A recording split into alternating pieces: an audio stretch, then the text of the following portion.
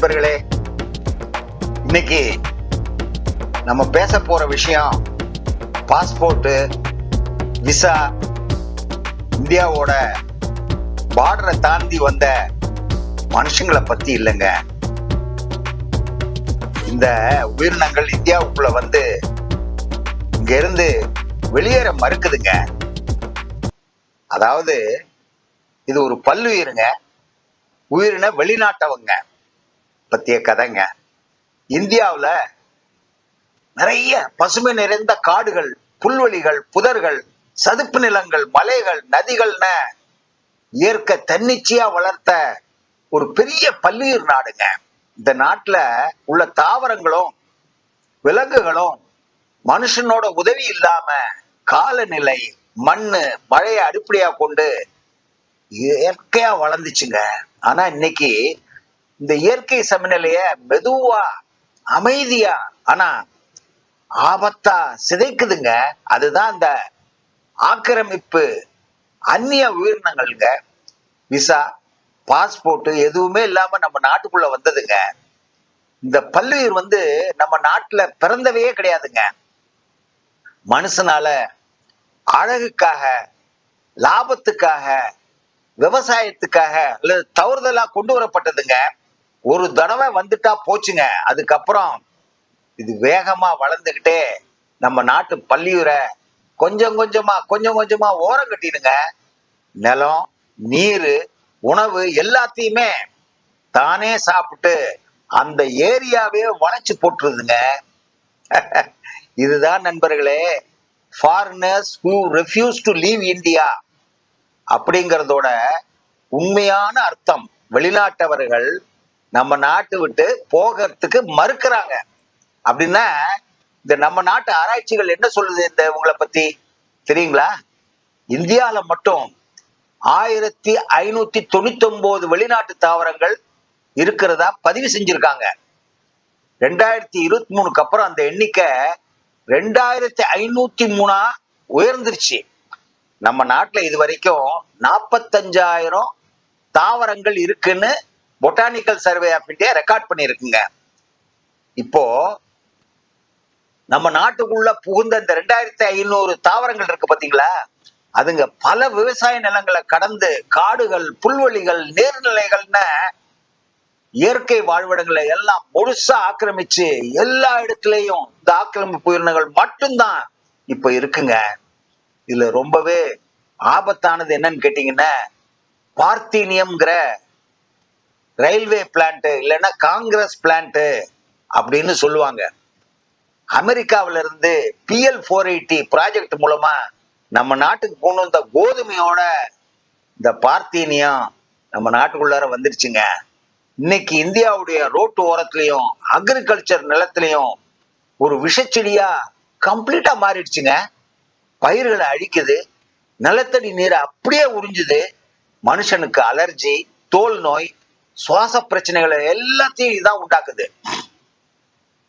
ரெண்டாவது லந்தானா அப்படிங்கிற பிளான்ட் அழகா இருக்கும் சார். இவங்களோட பூக்கள்லாம் வந்த இந்த புதர் வந்து வனங்கள்ல தீய போல பரவி உள்ளூர் தாவரங்களை, விலங்குகளை, வாழ்விடத்தை எல்லாத்தையுமே அழிச்சிருச்சு. இந்த லண்டானா பிளான்ட் உங்களுக்கு தெரியுமோ தெரியாதோ 1850 அந்த கியூ கார்டன் அப்படிங்கிற லண்டன்ல இருந்து இந்த ஆங்கிலேயர்கள் நம்ம நாட்டுல இருக்கிற பொட்டானிக்கல் சர்வே ஆஃப் இந்தியா கார்டனுக்கு அந்த கங்கை நதி கரையோரத்துல கொண்டு வந்து முதல்ல அழகுக்காக வேண்டி நட்டாங்க. இன்னைக்கு இந்த லண்டானா இல்லாத இடமே கிடையாது. நீங்க பாத்தீங்கன்னா அந்த பூ அவ்வளவு ஆச்சரியமா இருக்கும். அதுல பட்டர்ஃப்ளை எல்லாம் வரும். ஆனா அது பரவற வேகம் இருக்கு பாத்தீங்களா? காற்று தீயை விட அதிகமா பரவி எல்லா இடத்துலயும் எங்க பார்த்தாலும் அந்த லண்டானா தான் அதிகமா இருக்குது. அடுத்தது உங்களுக்கு எல்லாருக்குமே தெரியும், வாட்டர் ஹயாசின்த்னு சொன்னா தெரியாது, ஆகாய தாமரை, வங்காளத்தோட பயங்கரம் அப்படின்னு சொல்லுவாங்க. இதையும் கூட அழகுக்காக வேண்டி நம்ம நாட்டுக்குள்ள கொண்டு வந்தவங்க. ஆனா இன்னைக்கு எங்க பார்த்தாலும் நீர்நிலைகளை பூரா மூடிட்டு மீன்களுக்கு ஆக்சிஜனே கிடைக்காம செஞ்சு ஏரிகளையே கொண்டுகிட்டு இருக்குங்க. இதையும் நம்ம அப்புறப்படுத்துறதுக்கு முயற்சி செஞ்சுக்கிட்டு தான் இருக்கிறோம். ஆனா இந்த வெளிநாட்டு தாவரம் வெளியில போற மாதிரி கொஞ்சம் கூட கிடையாதுங்க. அடுத்தது உங்களுக்கு எல்லாருக்கும் நல்லா தெரியும், சீமக்கருவேலை, புரோசோபிஸ் ஜூலிஃப்ளோராம்பாங்க. வறட்சியை சமாளிக்க நம்ம நாட்டுக்காக வேண்டி இதை கொண்டு வந்தாங்கங்க, விறகு இல்லாம கஷ்டப்படுறாங்களே அப்படின்னு. ஆனா இன்னைக்கு நம்ம நாட்டுக்கு வறட்சியவே உண்டு பண்ணிடுச்சுன்னா பாருங்களேன் இந்த பிளான்ட், இந்த வேலிக்காத்தான்னு சொல்லுவாங்க, இல்லைன்னா அதுக்கு உண்மையான பெயர் சீமக்கருவேலை. இந்த பிளான்ட் தாங்க நிலத்தையும் நீரையும் தனக்கே மாத்திக்கிட்டு புல்வெளிய பூரா அடிச்சிருச்சுங்க. நண்பர்களே, இந்த தாவரங்களோட மட்டும் நான் முக்கியமானதை மட்டும் தான் சொல்றேன். இந்த தாவரங்களோட மட்டும் கதை முடிஞ்சு போகல நண்பர்களே. நைல் திலாப்பியா மீன் உங்களுக்கு எல்லாருக்கும் தெரியும். திலாப்பியா கெண்டா 1965 5th 5 year பிளான்ல நம்ம நாட்டுல இதை இன்ட்ரோடியூஸ் பண்ணானுங்க.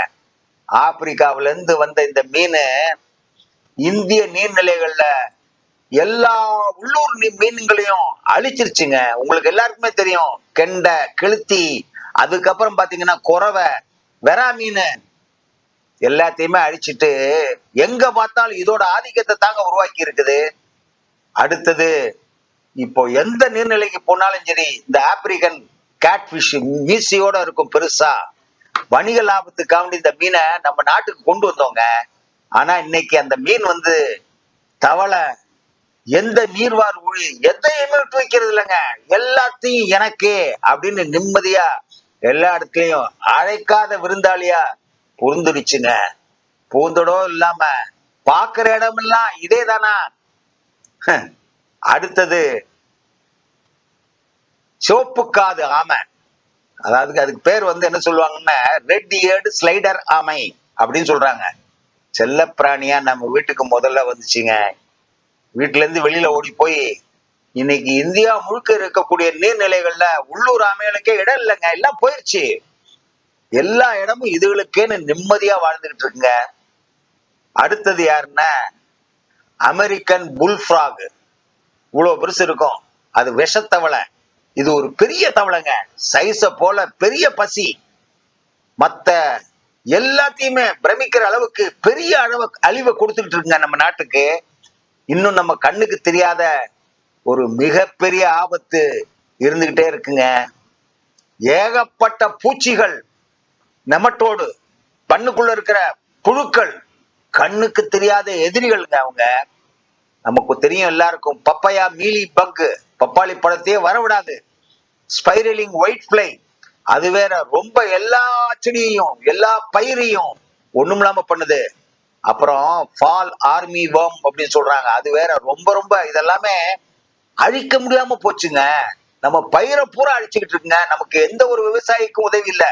இந்த பூச்சி வந்தா போதுங்க, ஒரு விவசாயியோட வாழ்க்கையை சின்ன பின்னமாக்கி அவனை தற்கொலை பண்ணிக்க வச்சுக்கிறேங்க.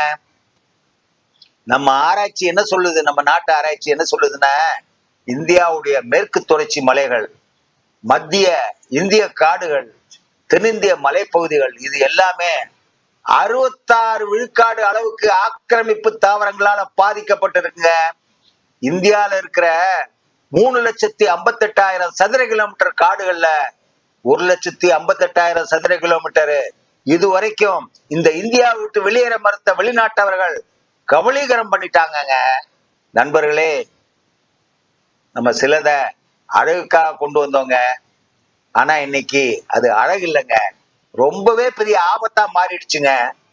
இந்த வீடியோ உங்களுக்கு ஒரு தகவல் மட்டும் இல்லைங்க, இது ஒரு எச்சரிக்கைங்க. இன்னைக்கு நாம எடுக்கிற ஒரு சின்ன முடிவு நாளைக்கு நம்ம நாட்டோட பசுமைய காப்பாத்தும். நண்பர்களே, உங்களோட ஒரு லைக், ஒரு ஷேர், ஒரு சப்ஸ்கிரைப், இது இந்த வீடியோக்காக நான் கேட்கலங்க. நம்ம இந்தியாவுடைய எதிர்காலத்துக்காக இதே போல உண்மையை உறக்க பேச கிரேடில் டு கிரிமேஷன் ட்ரூ நியூஸுக்கு நீங்க கட்டாயம் சப்ஸ்கிரைப் பண்ணுங்க. அடுத்த எபிசோட்ல நான் உங்களை சந்திக்கிறேங்க. நன்றி நண்பர்களே, வணக்கம்.